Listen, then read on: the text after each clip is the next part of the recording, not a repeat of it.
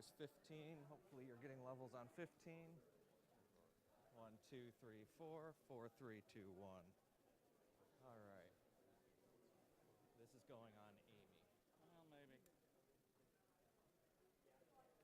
Get this. There it goes. Okay. Hello. We're going to spin this around for that shirt. I'll rent you mine. Sorry. All right. I'll introduce you during the reception to Amie and Jon. I think you'd find Amie interesting to talk to. Some of the work that she's working on now, sort of like what the Democratic Party's doing. It sort of taps into some of the conversations that you were talking about at dinner. Anything you want. Yeah, I don't know. Was that one for me or? Okay, well, I'll probably sit there, or if you want to sit here, I'll just sit here. Well, okay, yeah, I'll just sit right, I'll sit right next to you. Okay.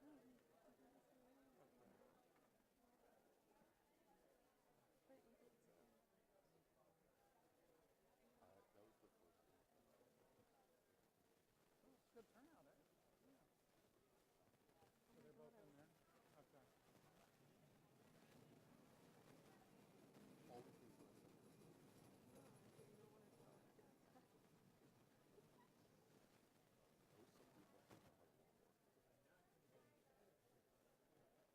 Okay, so it looks like we're going to have a full house. That's good. Oh, good. Awesome. Good job. It's really awesome. Yeah. And so you don't need a podium either, although there is one off to the side if you want. I said we're I'll with speak. chairs, right? Yeah, chairs are great. All right. Do you want? I do the Q&A in terms of calling on people. That's great. Because there are some people that you may not know that I may want to sort of choose not to see. It's your room. Okay. And But we're happy to answer anything. People Okay. ask us if she's a lesbian or whatever all the time, so it's unlikely we would get a question we would feel comfortable. okay. Or And deflecting. our political VIP is here. Oh, okay. I told her I'd introduce her to you during the reception, given some of the work that she's done. She spoke in this same series before you.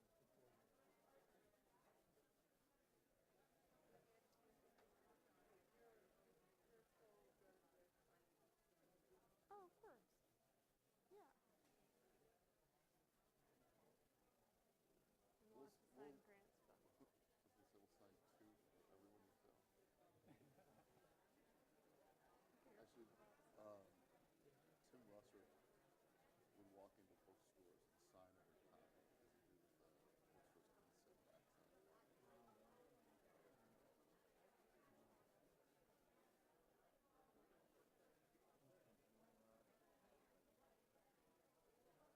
Well, I will go back in just to decide when we're going to start. Usually we start a couple minutes after, but I'll come back. Quick question for you. How far are we from Lake Ontario? I don't know the mileage distance by the most directly, but it's about 45 minutes.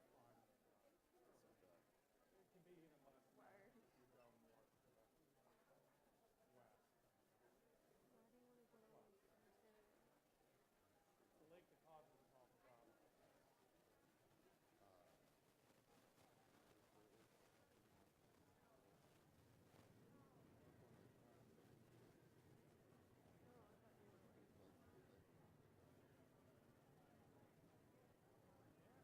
Do we need overflow yet?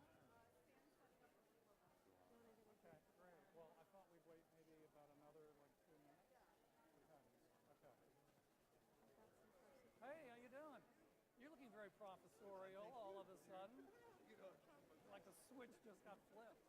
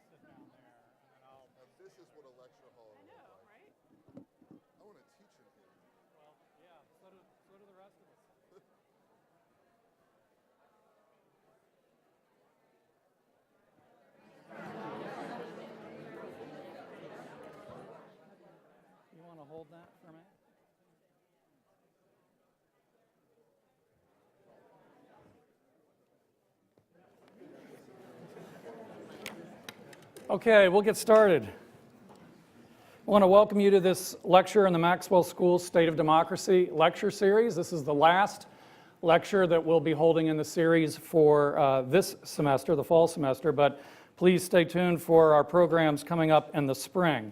My name is Grant Reher. I'm the director of the Campbell Public Affairs Institute, which coordinates these events.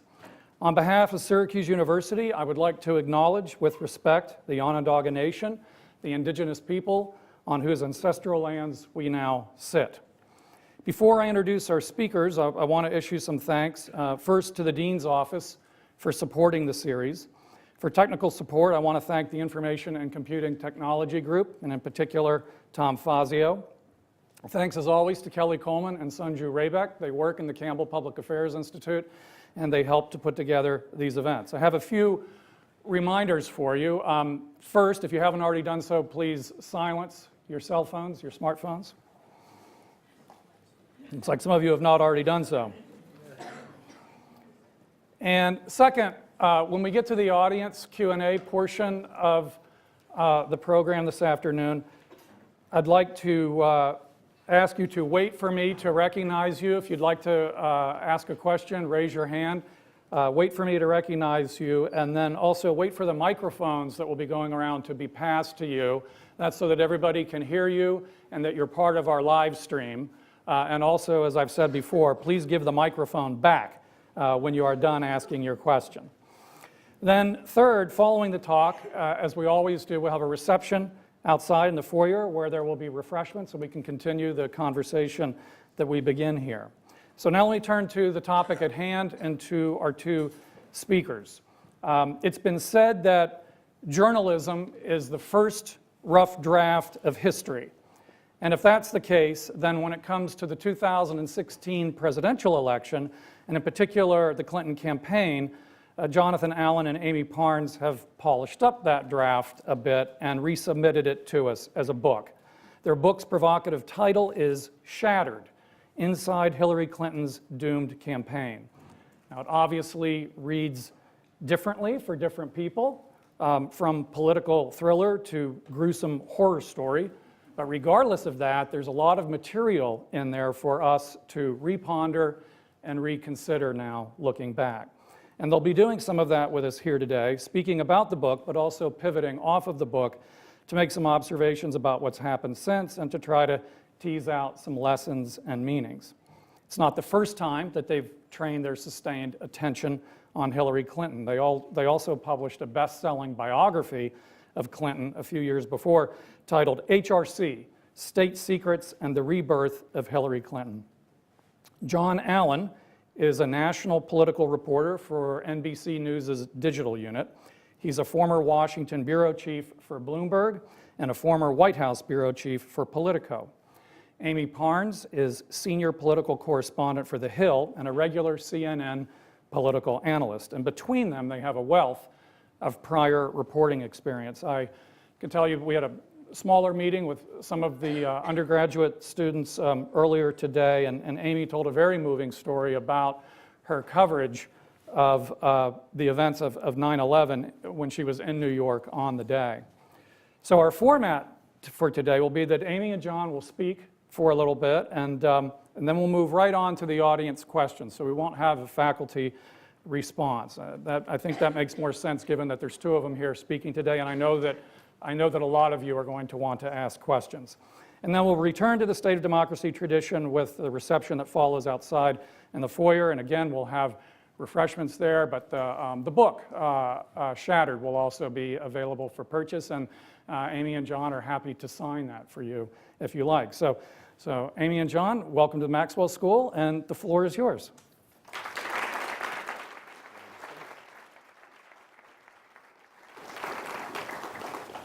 Thank you, Grant. Thank you to everyone for being here. Thank you to Syracuse University and to, was it Onondaga Nation on whose chart we're on? Thank you also to the nation. I think what we're going to do is talk to you a little bit about what we were trying to accomplish with this book in terms of telling a story about the 2016 election, a little bit about what we think would be interesting for you that's inside of it, some of the conclusions, because there's been a lot of talk about what happened, and certainly Secretary Clinton just came out with her own book called What Happened. And also, I'm sorry, yeah, not question mark, just what happened. Punctuation's important. And then finally, is that better? Okay. And then finally, maybe talk a little bit about where we see the electoral battlefield heading into the midterms and into 2020. So I guess I'll start a little bit with what we were trying to accomplish with this book, the way that we thought about it, how it came together, and then I'll turn it over to Amie to talk a little bit about some of the conclusions that we reached and what we think really happened, no question mark. Because we talked to a lot of people heavily involved in the campaign, and you know, our conclusions are based on our interviews with the people that worked on the campaign, outside of the campaign, in Democratic circles, in the Republican world, in the Trump world, and so we really feel like this is their story, and that's what we came at this book with as an idea. We first signed up to do it in early 2014. We started reporting in late 2014. We made a very early decision that we were going to allow everyone who spoke to us to speak to us anonymously, because we thought that we wouldn't get people to tell us what was going on in real time, honestly, if they felt like, or maybe even not in real time, maybe even after the fact, if they felt like somebody in power would be in a position to take retribution against them for what they said. So a lot of these people joined the Clinton campaign with the idea that they were going to be working for the next president of the United States. If they thought that they were going to say something to us that would come back later to bite them and cost them a job, they would be less likely to tell us the truth. We also believe they would be more likely to tell the truth if we promised them that nothing would come out before the campaign was over. If they felt like they could potentially negatively affect the outcome, they might not talk honestly to us. So those were two of the sort of big concessions we made as reporters, and we felt like that was the way we were going to get the real story, and the way to double check what people were telling us was to talk to as many as we possibly could. We talked to more than 100 sources for this book, many of them repeatedly, a lot of them at the upper levels of the Clinton campaign. The other thing we really wanted to do was tell a story about the campaign that took the reader into the room, behind the scenes, into the rooms where decisions were made, and explain how Secretary Clinton made decisions, and explain why she made the decisions she made, and allow people to see as much of the debate that went on between her and her advisors and among her advisors as possible. We wanted people to be able to live this campaign from chapter to chapter, from primary to primary, from debate to debate, as though it were happening right now. Even though people would know the outcome, we wanted them to be able to forget that while they were reading this and feel that sort of political thriller that Grant was talking about before, to live with the campaign as its ups and downs happened, the roller coaster of tremendous joy at big primary victories and unbelievable defeat actually through a lot of the campaign. I mean, one of the things that we were told was a mantra of the campaign staffers was, we're not allowed to have nice things, because they believed every time something good happened, there was another shoe that would drop. And it would be something that was very difficult to deal with, and something that could overwhelm the good news. And of course, one of the great examples of this is October 7th, 2016, which is the day on which the Access Hollywood video of Donald Trump leaked. There were three things that happened in quick succession on that day. One was the U.S. intelligence community came out with a determination that Russia had hacked the DNC, for lack of a, that's the short version of it. 17 U.S. intelligence agencies basically saying Russia was the culprit in the hacking of the DNC. Within a couple hours, the Access Hollywood video comes out, and then about 30 minutes after that, the first of John Podesta's emails are released by WikiLeaks. An incredibly momentous day. And if you're the Clinton campaign, you watch these two really positive things for your campaign happen, right? Donald Trump, I'm sorry, first the Russians have interfered in the election, and the case that the Clinton campaign was making at the time was that Donald Trump was encouraging the Russians to do that, if not completely in collusion with them.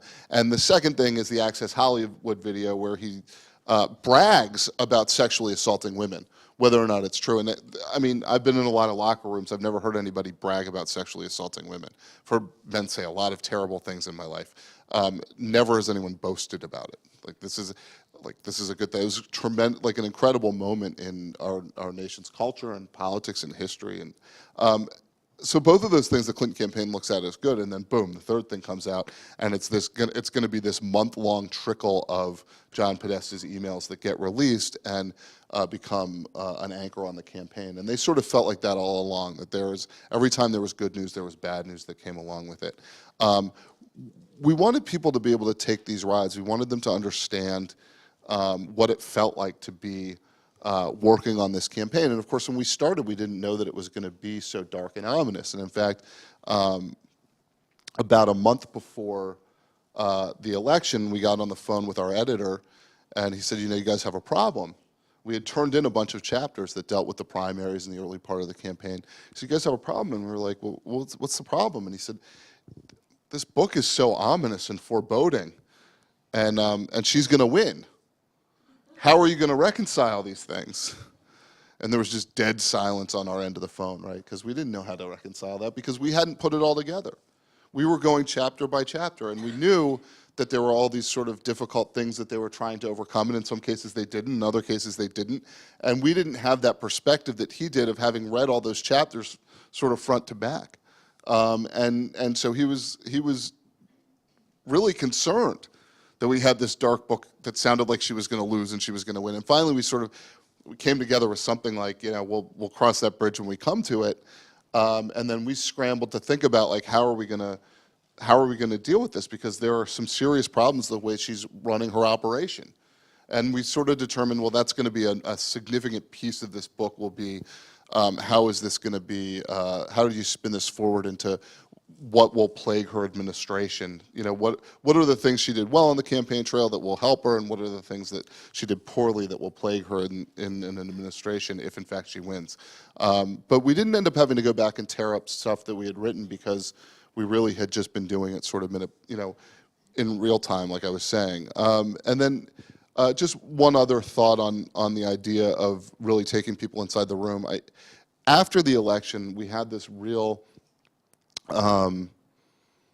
devotion to one sort of guiding principle, which was we really want to tell people what happened on election night. We thought the question that's going to be hardest to answer, that people are going to least want to talk about because it's so painful, and in the wake of the election, so raw for the people that were working on Clinton's campaign, was we really want to get in there and give a TikTok. And if we aren't able to do that, we will have failed. That's something everybody's going to want to read. And by the way, if you buy the book and you skip to that chapter, we will not blame you, because everyone does. I think we were successful in getting you behind the scenes to see what it was like going from certainty of victory to, oh my God, we're losing, to, oh my God, Donald Trump is going to be president, to, oh my God, the Obama legacy is done, and walking through those moment to moment. And the only thing that we put out before the book came out, and it was after the election, so it kept with the promises that we made to not report before the election. We did put out one story that President Obama had called Secretary Clinton to urge her to concede as quickly as possible on election night, before she was ready to do it. And we did that largely because we heard that somebody else was going to report it. And so we scrambled over Thanksgiving weekend. It went out under Amy's byline in her newspaper, The Hill, but we scrambled to make sure that we didn't lose that scoop. But I think that if you read that chapter, it's indicative of the work that we tried to do in all the other places, to take you into rooms where where Bill Clinton is sitting screaming at the television in Iowa on caucus night because he can't stand the reporting that he's hearing about how this is just like Hillary Clinton losing Iowa in 2008, and he thinks it's much different than her losing Iowa in 2008, and by the way, she's probably going to win, and he can't stand what he's hearing from Wolf Blitzer and the others, and people outside. gloves. Like he's sitting inside a hotel room in leather gloves. If you couldn't hear that, he's sitting inside a hotel room screaming at the TV. He's got leather gloves on, which is like just so odd. It's cold in Iowa outside, so at some point he's going to be leaving the hotel room, but he's nowhere near actually leaving, and he's just sitting there with his leather gloves and screaming at the TV, and then screaming at John Podesta, and then firing questions at Hillary's Iowa director. I mean, the intensity and the passion is, I think, there throughout this book. So if you're interested in what happens on campaigns beyond the sort of broader question of why Hillary Clinton didn't win the election, I think we were successful in getting you really deeply behind that curtain. And I'm going to let Amie talk a little bit about some of the broader conclusions we reached. So I know everyone here probably has an opinion on why she lost and how she lost. There's the Russia conclusion, which continues to dominate the headlines every single day. There's James Comey, the former FBI director, who we like to point out was definitely a factor, but he would not have been anywhere near the story had Hillary Clinton not used a private email server. And that point is sometimes lost upon people when you think about, well, he interfered over the summer, and then he came back less than 2 weeks before the election, and as Secretary Clinton likes to say, she believes that he is one of the reasons why she lost, if not one of the biggest reasons. I think our conclusions, we've concluded that when you win by 70,000 votes, any one factor obviously can make the ultimate decision and can sway the election. But I think there have been we concluded that there was largely a messaging problem that she had from the start, where she, from the very beginning of her campaign, is speaking on Roosevelt Island, and she's giving your standard Democratic stump speech. She's not really explaining why now. And this is something that we didn't even conclude. This is something that people internally told us. She brought on all these speechwriters and advisors to help her kind of cultivate her message.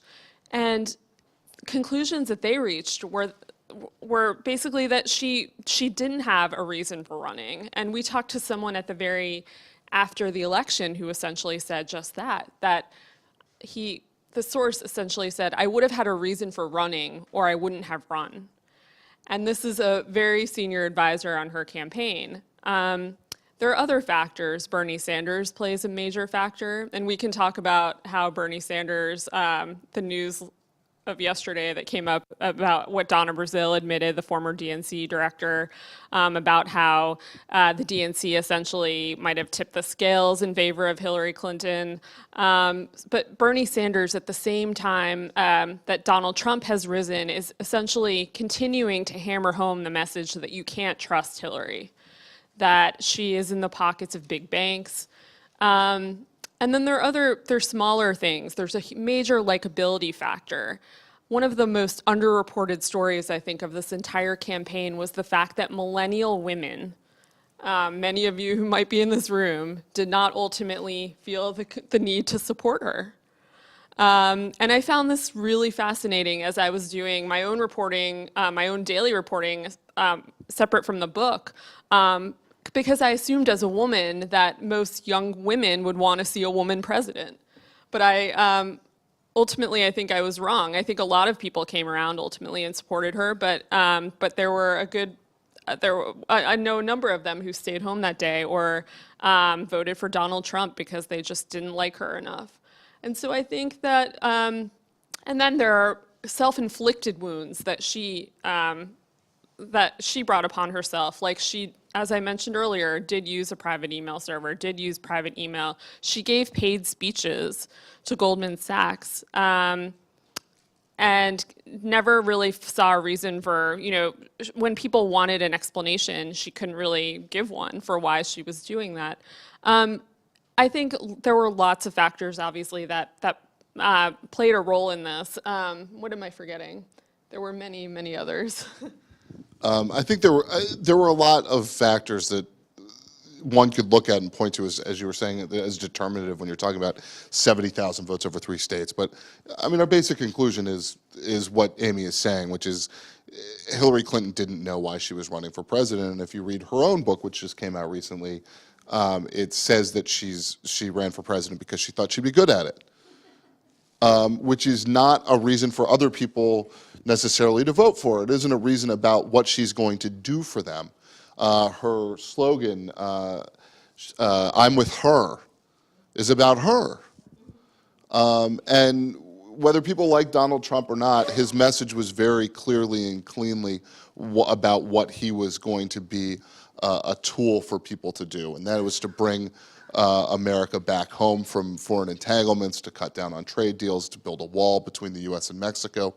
Whatever you think of that, I think it was a pretty clean and clear agenda, and I don't think anybody had any question about what it was he was promising to do, whether or not he has followed through on all those promises.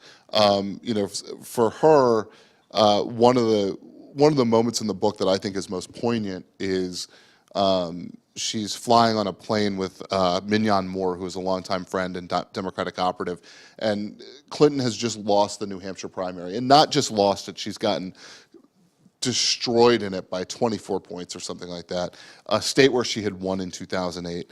And Moore is brought onto the campaign trail basically as a friend, as a confidant. Hillary's in a bad frame of mind, she's upset, she's a little bit confused, and so the campaign brings Moore out to sit with her and be her friend, basically, on the campaign trail. And she says to Moore, and I'm paraphrasing here because I haven't looked at the book in the print in many months, but she basically says to Moore, I understand, I can see that there's anger in the country, but I don't really understand it. I can't get my arms around what's going on in the country right now. And it seems so telling that that somebody who's running for president is acknowledging that she doesn't understand what the shift in the national sentiment is and what it means for what she should be doing with her campaign. That she's not able to take advantage of the changes in the way the American public is viewing its government and viewing its political parties and viewing its leaders and capitalizing on that. And we saw that throughout the entire campaign. We saw a candidate who truly believed in, throughout her entire life, in the ability to make change from within the system. We saw her in 2008 talk about Lyndon Johnson doing that as president, as a contrast against Martin Luther King being an activist outside the system, and it hurt her in 2008, but that's the way she thinks. The President of the United States is the one who gets to make the change because they're inside the system. And yet, a lot of people on the right and a lot of people on the left were saying, this isn't working. The people who get there to change the system from inside become insiders, and they don't change the system changes them. And so her inability to grasp that, her ability to see the anger and not understand how to channel it, really contrasts with what Bernie Sanders was able to do in the Democratic primary and what Donald Trump was able to do on the Republican side. And interestingly, she still only lost by 70,000 votes over 3 states. And about a fifth of Donald Trump's voters said they didn't think he was fit to be president, which tells you that she failed to make the case for herself effectively. That there were people that were willing to vote against Donald Trump who went and pulled the lever for him. Is that kind of where you were headed? And I think the larger point, too, is A, she should have crushed him. And that's what's missing in all of this, because people often tell us, well, she won the popular vote, granted, but she lost by 70,000 votes, and that's only 70,000 votes. And we often say, yeah, but this is Donald Trump, a man who was bragging about assaulting women.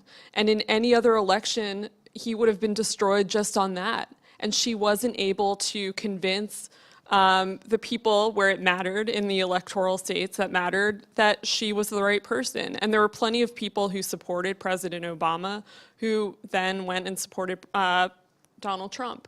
So I think that's a key moment. And also the fact that this was the year of the outsider, and you look what happened overseas, and you look at Brexit, and you look what happened in France, this was this was the mood of the world, really, not just domestically, but what people were craving. People didn't want the same old in Washington. They wanted to mix it up. So she wasn't really the right candidate for the moment.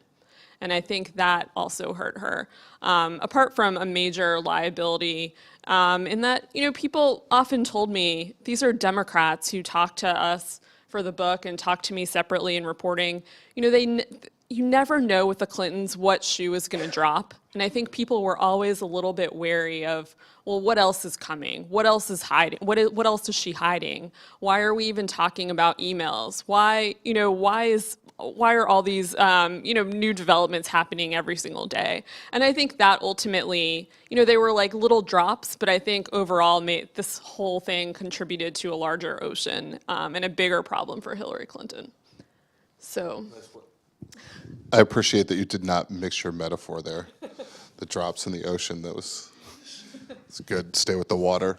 I think maybe we'll talk a little bit about sort of where the parties stand. I also want to just, for what it's worth, we're talking a lot about why Hillary Clinton lost, and so that has this sort of, in and of itself, I see some unhappy faces out there, and it seems very heavy to people who were supportive of her.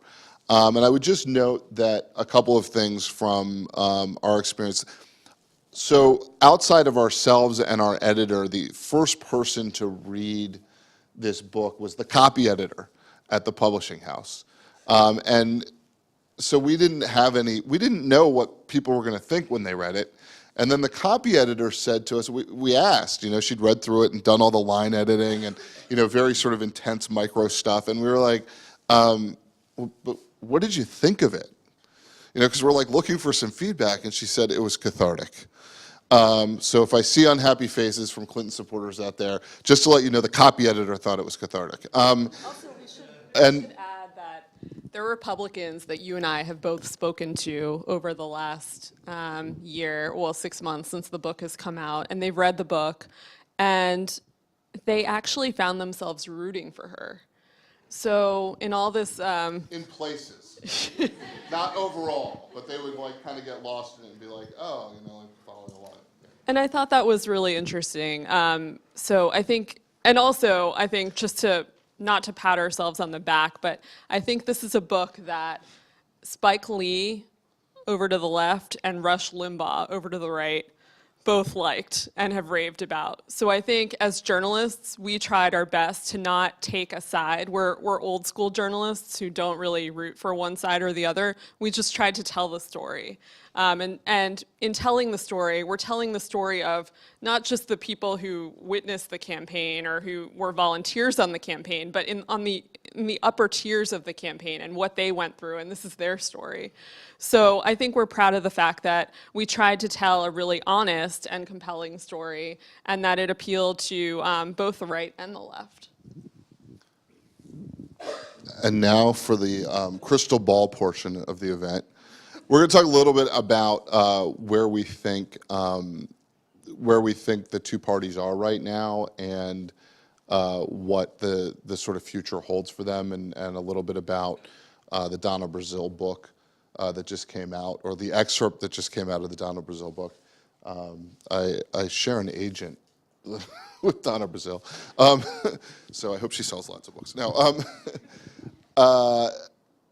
so. And then we'll open it up to questions, because we could talk all day long. I think one of the really interesting things over the course of the last, trying to do my math here, but basically over the course of the last 15 years or so has been the sort of dissolution of the two national political parties. I think the biggest factors in that were not intended, but the combination of the McCain-Feingold campaign finance law that changed the way that money came in to parties and limited soft money to parties, and the set of Supreme Court decisions that are sort of shorthanded as Citizens United, which allowed that soft money to go to outside groups in sort of unlimited fashion, and allowed them to come into play. And so what you've got is the parties are a lot weaker, have less ability to control who candidates are, and I know people will make the argument that the Democratic Party anointed Hillary Clinton and she didn't win any votes, and Bernie Sanders was destroyed because the Democratic National Committee was in Hillary Clinton's camp, and I would argue with that assertion. Obviously, Donald Trump came in and upended the Republican Party. He was not the first, second, third, fourth, fifth, sixth, seventh, eighth, ninth, 10th, 11th, 12th, 13th, 14th, or 15th choice of establishment Republicans to be the nominee of the Republican Party. He was the 16th or 17th choice, somewhere around Bobby Jindal. So what we saw was a really wealthy guy with a national profile who was able to come in and sort of hijack a party. And hijack is a loaded word, but I just mean he was able to take over the party and use its shell for sort of his own purpose. And you can do that now. And to some extent, Barack Obama was able to do that. He did a good job of straddling, right, the outsider-insider thing. He had enough of the insider people on his side to help, and frankly, the Democratic Party at that time was still standing as a structure a lot more solidly than it is right now. But we now live in an age where the parties really aren't able to control who the candidates are anymore, for better or worse, and probably some better and some worse. And I think that you'll see that trend continue along those lines in Senate races. We're seeing that with the Bannon primary challenges on the Senate to Senate Republicans. You know, what you need is a connection of a very wealthy benefactor and activists who will follow, you know, where that benefactor wants them to go. So somebody with a lot of money and a bunch of activists can really go outside the party system and in fact sometimes use the party against the candidates who have been elected to office. Basically, our country is not really happy with its governance right now. And there are different reasons for that. On the left, I think people want to see government take a bigger role. And they want to see a bigger distribution of wealth, or I'm sorry, a more even distribution of wealth. I think on the right, you see people want smaller government and more liberty from the government and a greater distribution of wealth, which is really interesting. We're watching this play out in the tax fight in Washington right now.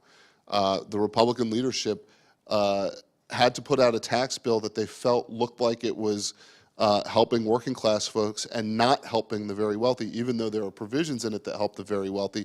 When they talked about individual tax rates, they kept the top one at 39.6% because they didn't want to take a political hit inside their own party. That's anathema to Republican tax ideology, because what's happened is the Republican Party voters are more populist today than they used to be, and we saw that in the victory of Trump, and we've seen it with these Bannon primaries. So I think it's interesting to watch this sort of dissolution of the two political parties, and I don't know how long that lasts, and I don't know if at some point there's a swing back. Maybe Grant could talk about that more with probably a better sense of the history of parties and political processes and legislatures and things. But we are sort of entering this phase, or have entered this phase of transformation on both sides, and we're seeing it in both sides. Like, I would make the argument that there's no such thing as the Democratic Party right now. And there is no leader of the Democratic Party, and there's no center of gravity in the Democratic Party. And Democrats are sort of doing for themselves right now. They're looking out for themselves. You can see it in some of the CYA that happened after the last election. You can see it in some of the fundraising that goes on. Nobody's giving money to the Democratic National Committee at all. And part of that is that Tom Perez is a lackluster chairman.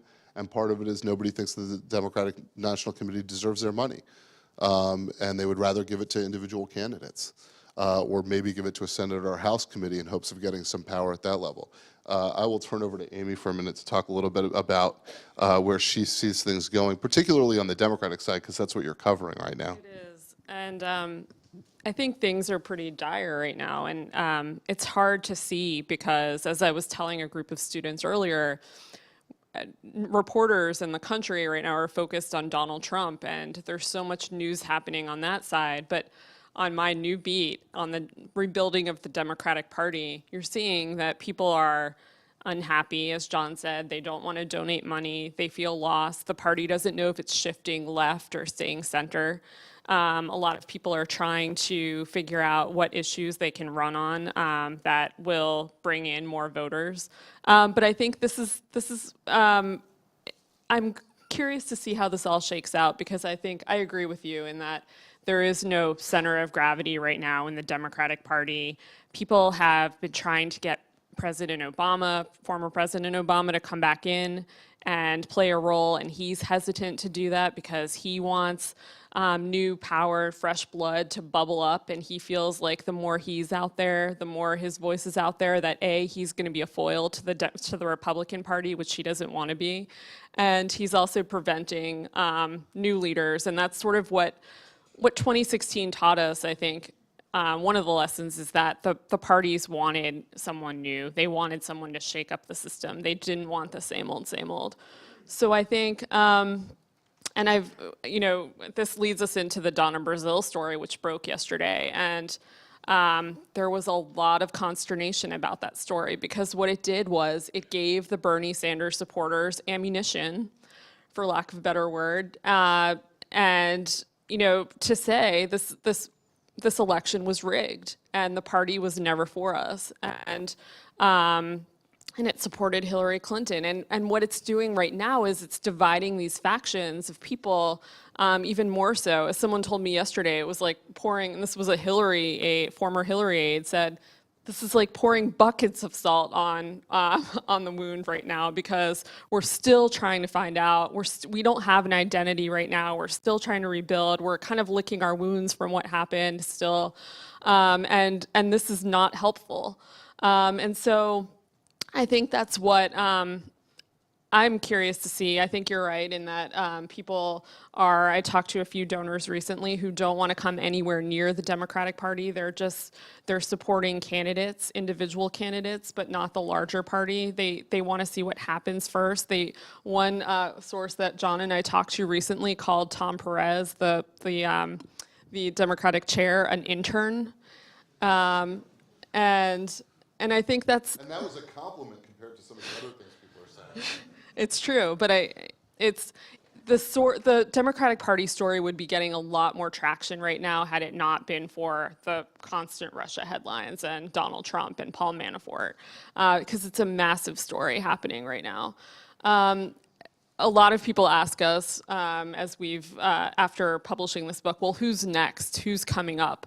And I think that remains to be seen. I think there could be a case for someone like Kamala Harris, who's trying to position herself as like the female Barack Obama. There are other people that could come up. We were talking earlier about mayors.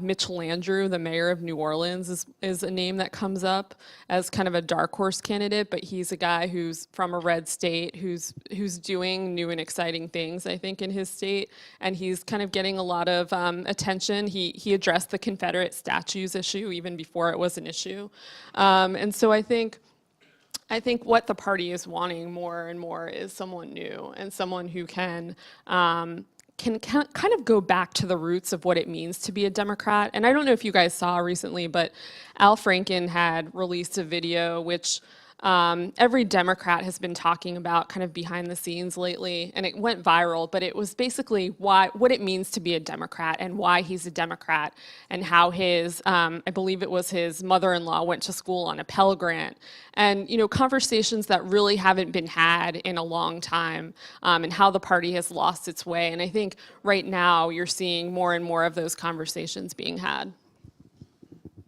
I was checking to see. I thought Claiborne Pell was a Republican, but I could be wrong. Anybody remember Claiborne Pell, Rhode Island? Sometimes Democrat and Republican are confusing in Rhode Island. Yeah, we should open it up. The one thing I was just going to add to what you said is when we see Donna Brazile's book come out and we see Hillary Clinton's book come out, we see these moments where they take over the spotlight. It's a great point that Amie makes, which is that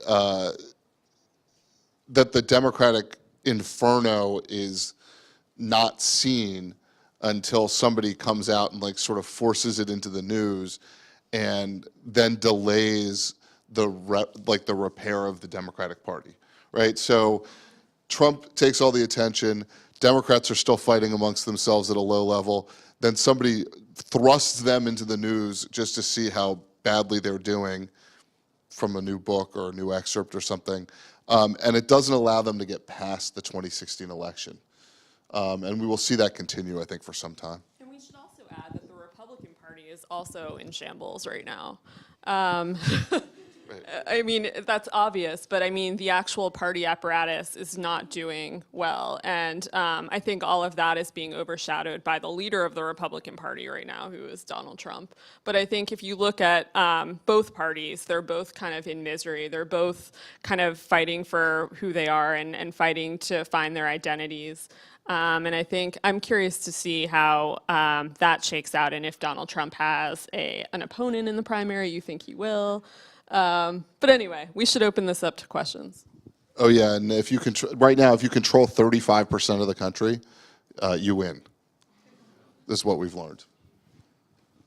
So I'm going to ask the first question actually, and then we'll take questions from the audience. There's one that I want to make sure that you address, because the two of you emphasized the problem with Hillary Clinton's message and lack thereof as what you saw as one of the biggest things that was lacking and what you perceived. So this isn't your job, but just put the hat on for a second. What would have been the message? Give me the message that she should have put forward. I'm not a very good political operative, which is the first thing a smart reporter would admit to. I may not be a smart reporter, but I've figured out how to at least approximate one. Look, I think basically she should have identified 2 or 3 issues that she felt were resonant with the country and used them to explain her philosophy and what she would do for the public. And she didn't do that. Amie likes to tell this story. There was like a wall in her Brooklyn office, and it had the words at the top of it, "Hillary is for," and then it had Post-it notes with all the things that Hillary was for, and there were like hundreds of Post-it notes. And a Democratic operative who saw that said, if you're for everything, you're not for anything. And I think it was very difficult for people to figure out what it was she was campaigning for other than herself. So it could have been almost any 2 or 3 issues, but I think she really needed to sort of condense and make it about what is it that I'm promising to deliver to the American public. And look, that stuff can change when you get into office. I mean, Barack Obama didn't start out the 2008 campaign thinking to himself, I'm going to be the guy that finally delivers, more affordable health care. That wasn't his motivating issue. But by the time he got to the general election, he had to communicate with Democrats, and certainly by the time he got into office, it was a huge priority for him, because that was the priority of the party that nominated him and got him elected president. Do you want to add anything? Okay. So I'll try to call on 2 people at a time. Here's one hand up here, and we'll get this gentleman here and the tie in the back. So we'll start here, and then we'll go up there. I'm Nadira Azizova. It works. Sociology Department of Maxwell School. Thank you so much for your interesting presentation. As a person who is interested in women empowerment, I just want to ask one small question. No doubt Hillary Clinton is a very bright and strong woman on political arena in a global scale. And for me, it's very difficult to be a leader in your own family to consolidate all efforts and all members in your family. And of course, it's very hard to consolidate the majority of your country on a high level. So I'm just curious, what is your spiritual motivation and what is your support behind the scene that was visible during this debate campaign, very long election marathon, which requires a lot of personal, not only intellectual abilities, but also spiritual abilities and also a lot of support from others.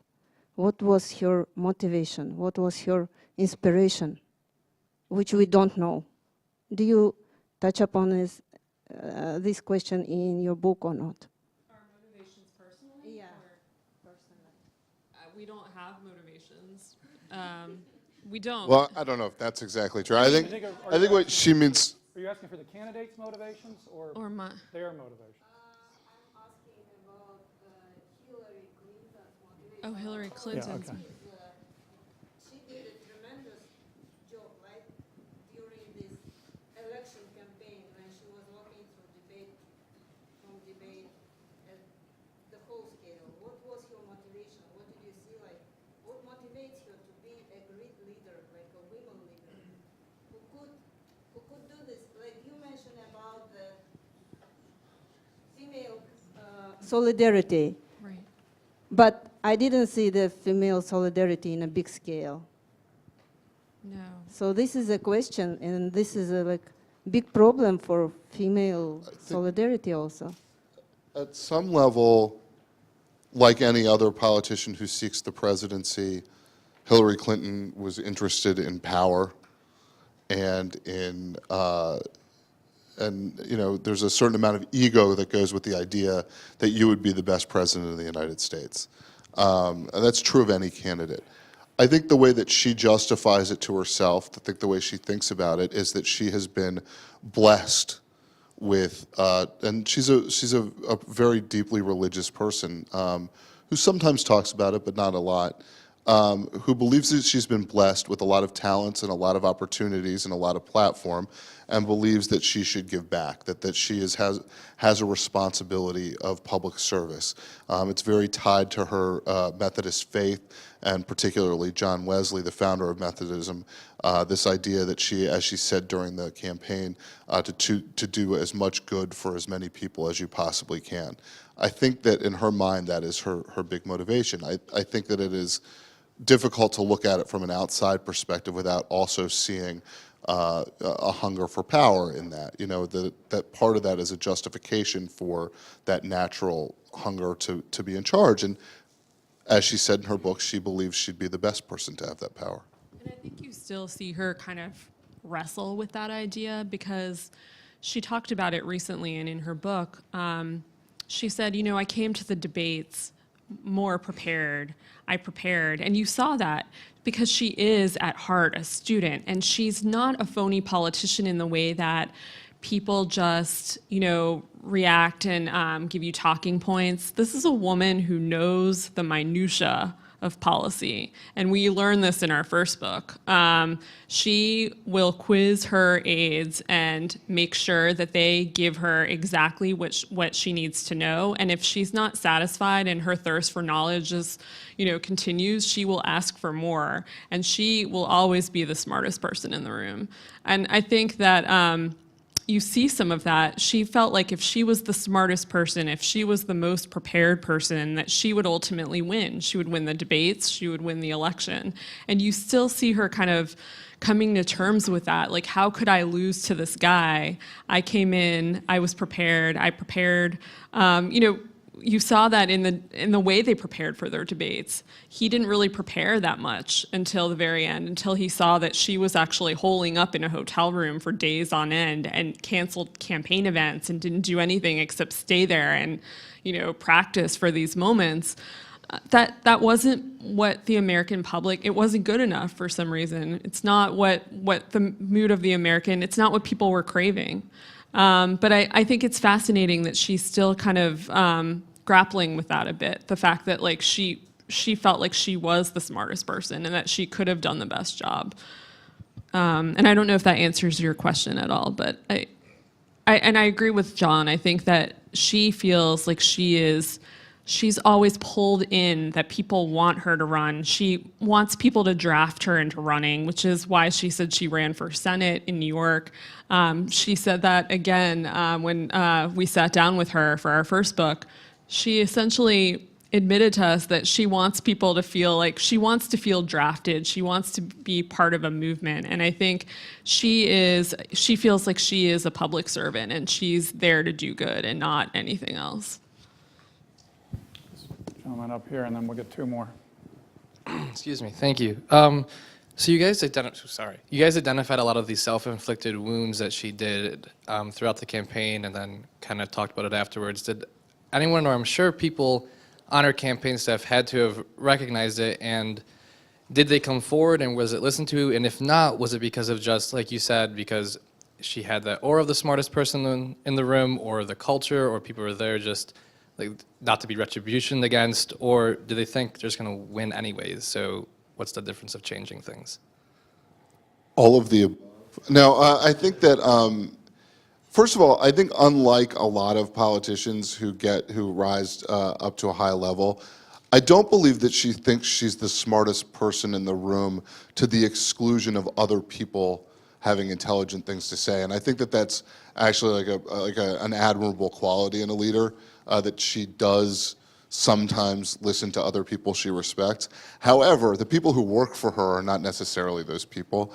And so I think that there was a combination of people being afraid to raise problems with her and not having access to her.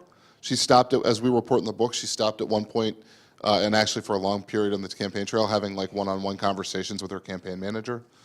And she basically demoted him internally without changing his title and raised up a bunch of other people and kind of put him on a committee of leaders that she would talk to, on the phone and stuff. But like, I think that there was a combination of people being afraid to tell her that she was doing something wrong in the event that she was going to win, which they all thought she was, and might seek retribution against her. Certainly within the campaign structure, there were people who felt like when they raised problems, Robbie Mook, the campaign manager, would seek retribution against them, would take away their staff or their title. So there was some fear. And I also think to some extent when people did get to her, they were not listened to, up to and including her husband, President Bill Clinton, who kept saying, you got to send me out to go try to persuade people on your behalf. And you've got to go out and try to persuade people, because one of the things we dive into in the book, and I don't want to get into it here because it can be boring and mind-boggling, but basically her team got very steeped in the use of data analytics to determine all kinds of decisions, where to send surrogates and which voters to try to touch, and which, all sorts of decisions were made based on these data analytics that were coming in. And she was pretty married to that, and her husband was like, you guys, like, the campaign is not making an effort to persuade people who don't agree with her that they should agree with her and vote for her. And the reason the campaign didn't do that is it's more expensive to get somebody who doesn't agree with you to agree with you and then get them out to vote than to find somebody who agrees with you and just get them out to vote. And so they were making decisions based on the idea that it was more efficient to do that, at least in part. And Bill Clinton was like, this is crazy. Like, we should go out and make our case. And like, he was used to doing that on the campaign trail, going out and talking to people who didn't agree with them and winning them over one by one. And even when he didn't win people over, he might soften their opposition, or it might be reported in the newspaper that he was in a town, and other people might read that and decide to vote. So he was saying, look, we got to be doing this in a more traditional political way of doing persuasion, and the campaign was saying no. And she wasn't listening to him. And so, she had a plan and she stuck with it and she lost. We'll get this woman here in the yellow, and then anybody from the side of the room. This gentleman right here in the middle of the seats. What do you got on? Go ahead. I think that the description that you've given to us is an extremely interesting one from the perspective of elections in the past. I have to say to you that it doesn't take into account the dynamics that were developed through the Russian intervention. And I want to speak to that particularly in relation to Hillary Clinton. Because what I think you have to see is that if, in fact, Hillary Clinton won the popular vote, there must have been many people who voted for her as president, but who were voting down ticket for the Republicans in order to prevent her from being whatever it was being put into their mind she would be if she were president. And so what you need to look at is the subversion of the total American political system by the Russians in the last election, and no mechanism within the country to be able to defend against it. And I would say to you that Hillary Clinton's plans were clearly laid out and would have been very effective had there not been the undercurrent always, which was obviously a Republican way of doing things and the way they wanted to see her being undermined. But I would say that the Russian intervention we probably at the beginning didn't expect that they would actually not have Hillary Clinton as president, but were damned sure they wanted to make a situation where she could not be successful, worked very well. And unless you look at the election from the perspective of what is coming out now, you really cannot, we can spend a lot of time talking about what Hillary did or what she didn't do. But it really isn't that that's the crux of the issue in relation to the way the country thinks about her. I think that, first of all, we knew before Election Day that the Russians were intervening in our election. 17 U.S. intelligence agencies came out with a report that said Russia was behind the DNC hacks. We saw President Trump, go out on the stump and encourage WikiLeaks to release information damaging to Hillary Clinton or anybody who could hack into her email to do it. So between those things, whether you get to the point of collusion or not, you could see that Russia was involved, and you could see that Donald Trump and Roger Stone and others were encouraging that kind of activity. And Hillary Clinton went on a debate stage and made the case to the American public. And she said, Donald Trump, you're a puppet of the Russian government. This was not a press aide from her campaign saying it. It was not somebody from an outside group making the allegation. It wasn't an anonymous background source in a newspaper trying to wreak havoc. This was the candidate for president of the Democratic Party standing on a stage accusing the Republican candidate of being a puppet of Russia. And the American public got to hear that case. They hadn't heard all the details that we've seen since then, but they got to hear that case, and they had a lot of evidence about it, and they voted for Trump anyway. Obviously, as we've said before, with 70,000 votes, you could point to anything and say that it's possible that it was determinative. I think the Russians are doing a lot to try to disrupt American society that is much larger than just the elections, but the elections certainly was a piece of it. It appears that they were making some sort of effort to infiltrate the Trump circle. I can't draw a conclusion because I'm not in the intelligence briefings. I haven't heard all of the evidence, but certainly there was it looks like an effort to recruit some of the people who were or claimed to be close to Donald Trump. The effort to manipulate the election does not necessarily equal success in manipulating the election. And when you talk, what we don't have evidence of is voting machines being changed. What we have evidence of is, or might at some point have evidence of, is propaganda reaching American voters. Whether that propaganda is done by the Russians or by somebody else, I don't know. It's hard to prove what is the thing that makes one voter vote in a certain way. I'm not sure we'll ever have a quantitative ability to analyze that.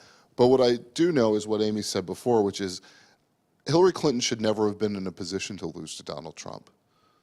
It should never have been in a place where tens of thousands of votes in a few states.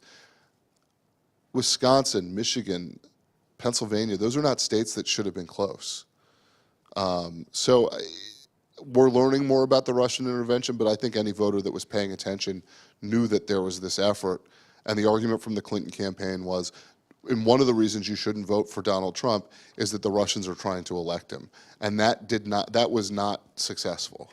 And I would argue that they failed to make that case well, because as Jon said, we knew about it. 17 intelligence agencies had said that. They had ample opportunity in debates to make that case. But you might recall that after one debate, they focused on the woman who they called Miss Housekeeping instead Alicia of Machado. Alicia Say her Machado. But that was the campaign talking point in the following week post that debate, when Russia was already a known quantity. She could, and the campaign could have made a decision to actually, it was.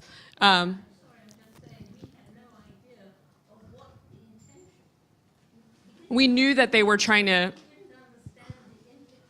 of course. Yeah, we didn't know the extent of it, but we knew that they were involved, is my point. And that to me is a foreign government involved should be enough to get anyone's attention. And I think a lot of people internally actually see that opportunity as a missed opportunity, the fact that they focused on something else and not kind of hammering home the point that Russia was involved and that Russia was trying to sway the election. And we hope you'll read the chapter Red October in the book. We'll get this gentleman here.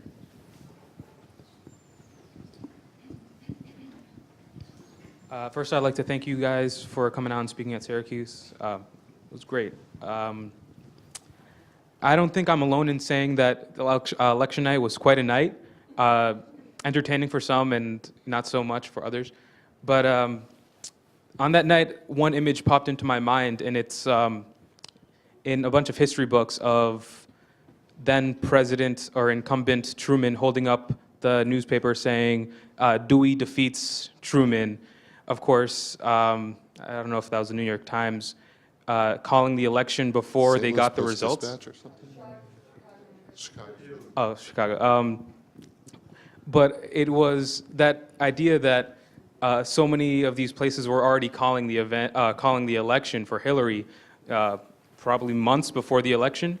And my question is, how were the polls so wrong? And do you guys touch on those polls and all those, how that affected the election? Do you guys talk about that in your book?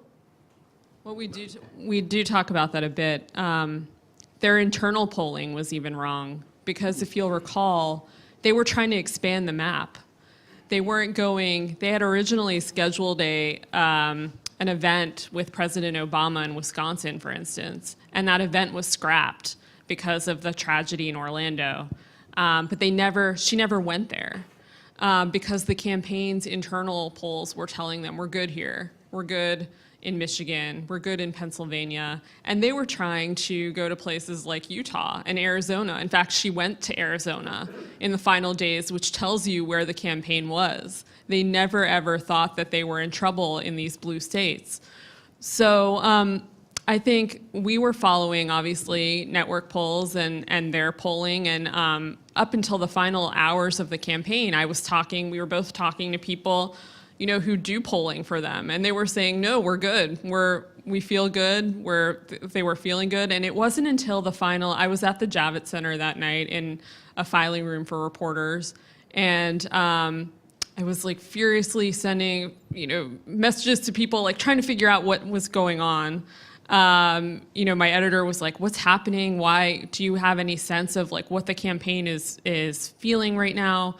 And we got an email from a very top official in the campaign who essentially said, we gave up on traditional polling in the final weeks of the campaign. They were relying, as Jon said, on this data, and they didn't see these certain places. They just, for whatever reason, they never saw it coming. And this is what the source told us, we never saw it coming.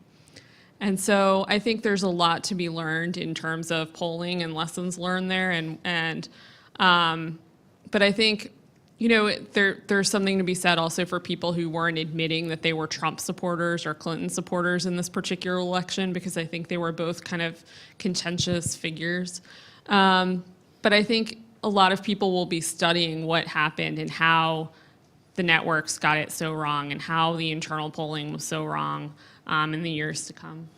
We also have in the book for the first time, the contents of a memo that one of Hillary Clinton's longtime advisors sent to the campaign in, I want to say it was April or May of 2016, during the tail end of the primaries, which basically said Donald Trump could win the presidency, and one of the things you ought to do is add 3 or 4 points to his side in any poll you see. That basically this advisor was saying the polling is undercounting Trump's strength all across. And this isn't a pollster, it's just somebody who was watching what was going on in the primary polls and somebody who had some friends in the Republican Party and just had a sense that there was, an undercount of Trump's support. But he said, add a few points to Trump, and he turned out to be right, but they didn't really listen to him. They sort of the campaign leadership treated people like that as though they were like kind of, old school soothsayers or something, Even internal Republican polling was indicating in the final days that they were seeing actually an increase, an uptick. They were seeing support. tightening in the Republican polls. They were doing a better, they could see the Midwest getting closer. And in some cases, they held back on telling reporters what they were seeing because they thought the reporters wouldn't believe them. Minnesota was going to be really close, and like if anybody had said that publicly, they would have been laughed at. But as it turned out, was it like 1 or 2 points in the end in Minnesota? It was. I mean, that's not a state that Republicans should win, given the sort of basic makeup of the state. Let's get 2 other folks. We got Danielle here, and we got someone else here. This gentleman in the back here. Hi, thanks so much for coming to Syracuse. It's so great to have you here. So I want you to step back a little bit and talk for a minute about the legacy of Hillary Clinton and how you think your book fits into or conforms to or challenges the notion, the narrative around Hillary Clinton as a fighter. So if you remember in the first debate when they were asked to say like one nice thing about each other, Trump said, when she gets beaten down, she gets back up and fights. And how do you look at, the insights in your book as kind of consistent to what people have said about Clinton for many, many years, or challenging that, whether she will get up and fight again in the future, sort of the broader perspective about the legacy of Clinton?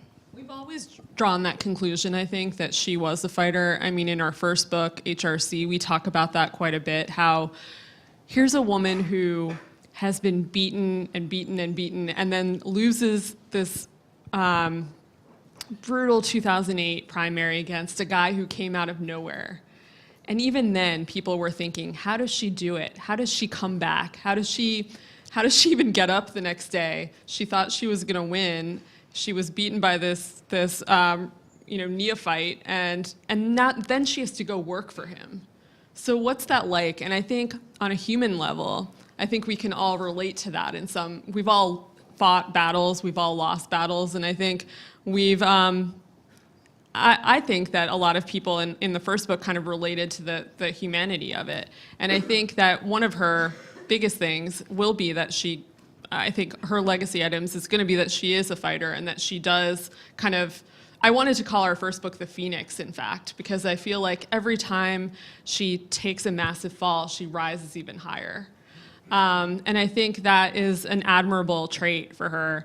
I think post-election, what I'm hearing from a lot of Democrats is that they're frustrated with her, that she refuses to go to the sidelines, that she wants to constantly make the case for why she lost the election over and over again before even her book tour. And there's a sense of frustration there. A lot of people are telling me, well, why doesn't she take a cue from President Obama and just come up when she needs to come up and make her issues known when it matters. And so there's a sense of frustration now that not only has she done that repeatedly, but now she's on this book tour that is essentially hurting the Democratic Party because it is pulling the Democratic Party back to 2016 instead of letting it kind of rebuild. So I think there's some of that. I don't know how permanent that is or if that's just a kind of, I don't know, what people are feeling right now. I don't know if you agree with that or not, but. Well, let me just start with, I hope you don't mind me saying this. Amie is a single mom, and I'm a parent. I have 2 kids with my wife, and I always think to myself, like, how is it that Amie deals with like her job and the books, and her kid is sick, and she's the one that her child depends on, and life's like many crazy things coming at her. Like, how does she do all these things? And then you think about somebody who's on that level where they're doing that and they're getting knocked down publicly all the time. And with the exception of Twitter, I don't think people say vile things to you. But if you're Hillary Clinton, every time you walk out in public, somebody is screaming something vile at you. And if you see a pin or a T-shirt at a convention that's for the other party, it's something that's awful about you. And you just get beaten over and over and over again in that way, and you keep coming back, like, to your point. Like, I think not only does Donald Trump admire that, but when you talk to people about in the Clinton campaign, what did voters respond to about her? It was that she kept getting up off the mat. And so I think that's a part of her. I think that's a part of her legacy. But I think more broadly, what I would say about her legacy is that someday a woman will become president of the United States, and in her inaugural address, or maybe on the night she wins the election, certainly if it's a Democrat, she will talk about standing on the shoulders of Hillary Clinton, and she will be right that the nomination ceiling has been broken. Or shattered. And she will be right that Secretary Clinton walked the tightrope, tried to walk the tightrope that I think, I imagine, certainly every woman in this room who's been in the professional world for a long time has had to walk, to be tough enough but not too tough, to be just right in a boardroom or just right in their negotiations over their next job, and had to do that at this very sort of extremely public level. And so she's a trailblazer in a path-breaking generation of women.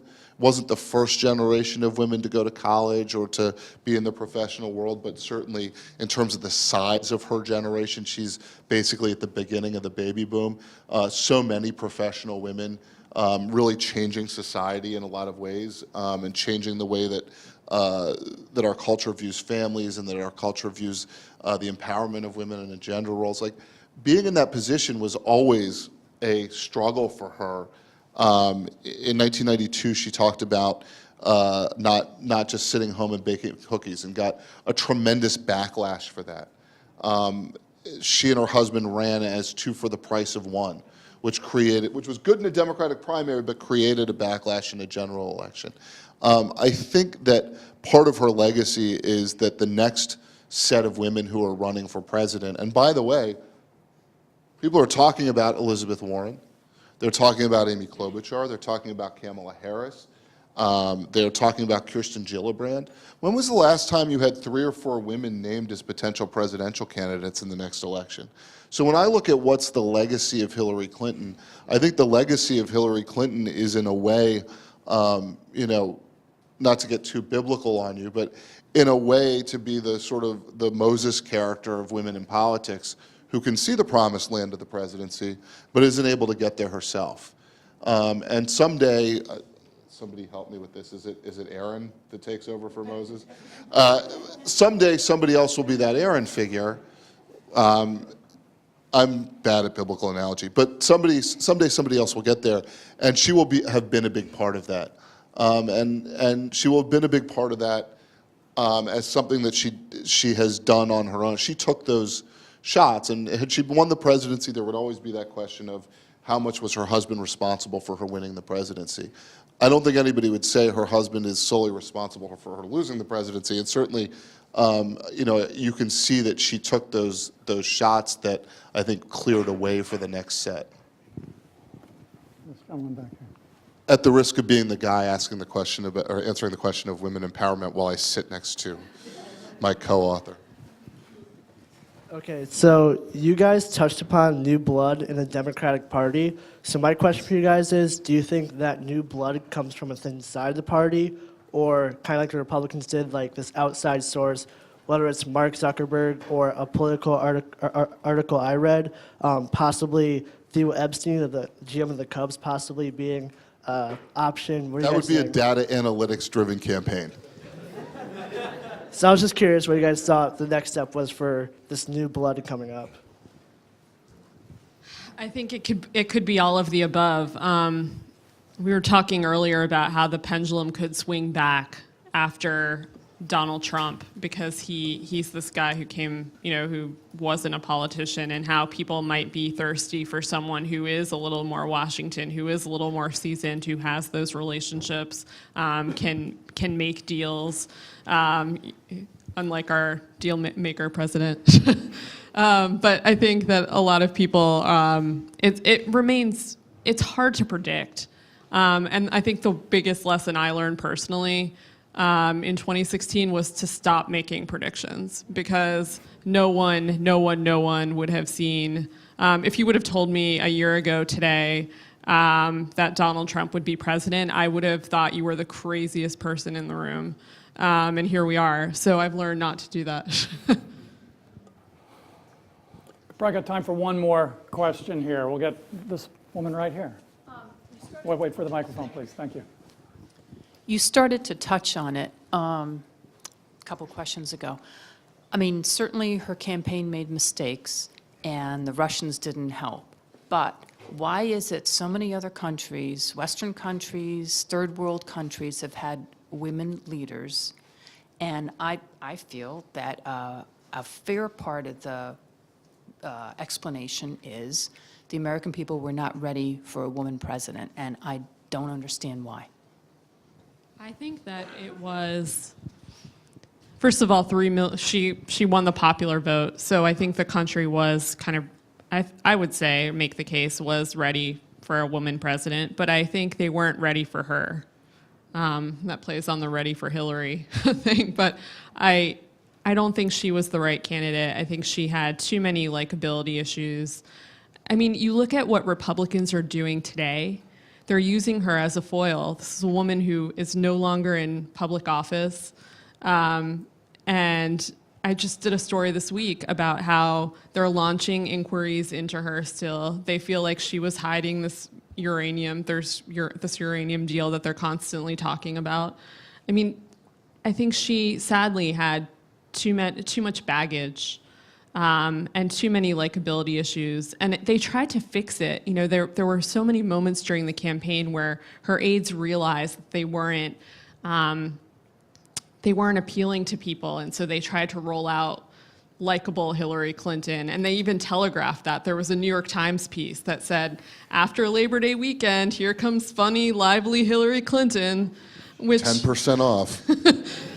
which I think ultimately was a problem. And when we talked to people internally about that, they called it an unforced error. They realized that she was struggling so much to win over people that they were trying to do all these new things, and they were trying to put her on Ellen DeGeneres countless times, and having Jimmy Fallon touch her hair, and tried to expose the fact, all these different things. And for whatever reason, it didn't work. But I think John's right. The fact that we are talking about other women is a positive sign to me that she was a trailblazer to help other people who might not have those particular issues finally shatter the glass ceiling. I also think that when you talk to voters, and this is true of men and women, although in different measures, when you talk to voters, there are voters who would absolutely not vote for a woman, and there are voters who would almost vote for any woman, right? That there sees such a positive, and this tends to be more women than men, but not entirely true. And then there are a lot of people in between. There's a gray scale, right, of your willingness to vote for a female presidential candidate. And what I've found over time is, or what I've sort of concluded over time is, the job of the candidate, whether it's that issue or other issues, is to overcome the bias of people who think that whatever the characteristic is a handicap. So if you look at President Obama, 12% of the country is African American. He's an African American president. There are certainly some people who voted for him who didn't think to themselves when they woke up in the morning, I want to vote for a presidential candidate because he's black, right? So maybe some people did, but certainly a lot of people didn't. There are people who voted for him who also voted for Donald Trump. There are people who voted for him whom some people in this room would consider to be intolerant or racist. But what President Obama was able to do was, I think, get a lot of people who certainly didn't see his race as a huge positive attribute, a huge reason to vote for him for other reasons. And I think had Secretary Clinton been able to do that with people who were somewhat willing to vote for a female candidate but not necessarily excited about it, perhaps she would have done better. John, you invoked my political science background at one point earlier. I'll channel it now and say the parliamentary system helps that question. But let me just thank the two of you for, first of all, your presentation and for your book, and for, in particular, I think, during the Q&A, putting on display the fairness and the even-handedness that you obviously had when you were writing the book. I really appreciate that. So thanks so much. Thank you. Thank you all.